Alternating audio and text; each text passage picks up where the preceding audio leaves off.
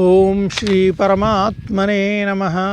శ్రీమద్భగవద్గీత 4వ అధ్యాయము జ్ఞాన కర్మ సన్యాస యోగము 16వ శ్లోకం నుండి 23వ శ్లోకం వరకు భావసహితంగా. కిం కర్మ కిమకర్మేతి కవయోప్యత్ర మోహితాః తత్తే కర్మ ప్రవక్ష్యామి యజ్ఞాత్వా మోక్షసే శుభాత్. కర్మ అనగానేమి, అకర్మ అనగానేమి, ఈ విషయమును నిర్ణయించుటలో విద్వాంసులు సైతము భ్రాంతికి లోనగుచున్నారు, తికమక పడుచున్నారు. కావున కర్మతత్వమును నీకు చక్కగా విశదపరిచెదను. దానిని తెలుసుకొని నీవు అశుభముల నుండి అనగా కర్మబంధముల నుండి ముక్తుడవయ్యదవు. కర్మణో హ్యపి బోద్ధవ్యం బోద్ధవ్యం చ వికర్మణః అకర్మణశ్చ బోద్ధవ్యం గహనా కర్మణో గతి. కర్మతత్వమును తెలుసుకొనవలను, అట్లే అకర్మ స్వరూపమును కూడా ఎరగవలెను. వికర్మ లక్షణములను కూడా తెలుసుకొనుట చాలా అవసరము. ఏలనన కర్మతత్వము అతి నిగూఢమైనది.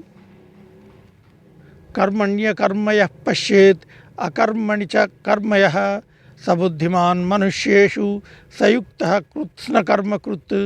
కర్మయందు అకర్మను, అకర్మయందు కర్మను దర్శించువాడు మానవులలో బుద్ధిశాలి. అతడు యోగి మరియు సమస్త కర్మలు చేయువాడు. యస్య సర్వే సమారంభాః కామసంకల్పవర్జితాః జ్ఞానాగ్నిదగ్ధకర్మాణం తమాహుః పండితం బుధాః.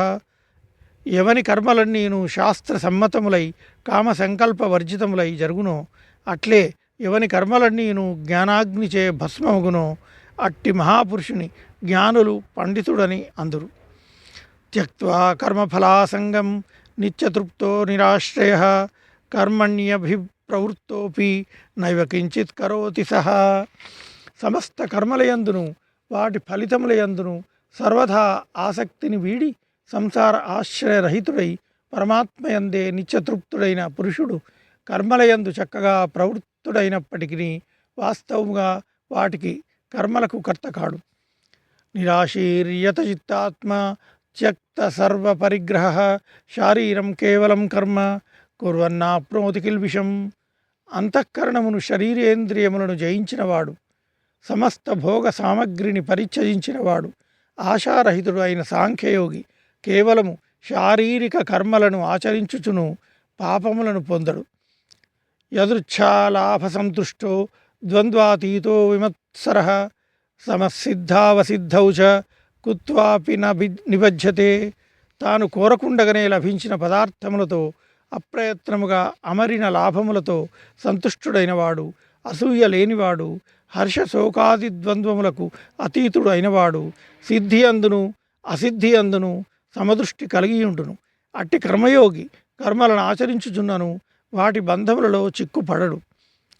గత సంగస్య ముక్తస్య జ్ఞానావస్థితచేతసః యజ్ఞాయాచరితః కర్మ సమగ్రం ప్రవిలీయతే.